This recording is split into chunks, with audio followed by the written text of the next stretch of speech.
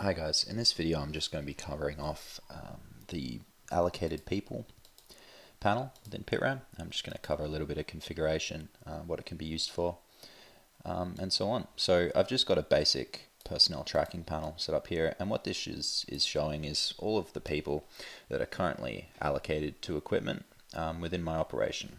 You can sort these, you can filter them, filter by status, by crew. You can sort as well alphabetically by any of these fields. It's just it's a good heads up display to basically see what's going on with your actual people. Someone comes to you and wants to know where, for example, test second name user is. I can look at this and say, well, he's currently idle on dump truck 1 and he's sitting at 001 DRV. In terms of configuration, there's actually not a huge number of options for this panel. So we've got the name, and then we've got basically our shift threshold settings. Now, what this is basically you can set an acceptable shift threshold, and that's basically how long people can be allocated to equipment after their current shift ends.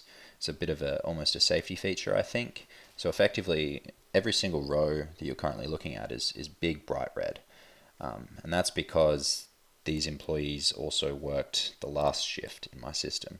So they've worked the current shift for 9 hours and they worked their last shifts for 12 hours. Now that massively exceeds the threshold that I've set, which is 0 minutes. So when that rolls over and that ends up happening and the shift finishes, and the next shift starts and Pitram's saying, well, you've still got people working, it'll flag this red. You'll also get a pop-up on your screen.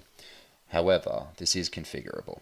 So maybe you have a 15-minute gap time, just so that the guys who are on like charge up, who come out 10 minutes late, don't get flags. I mean, they come in 15 minutes late and they head off 15 minutes later. You know, it's configurable, and the color that it comes in with is configurable as well.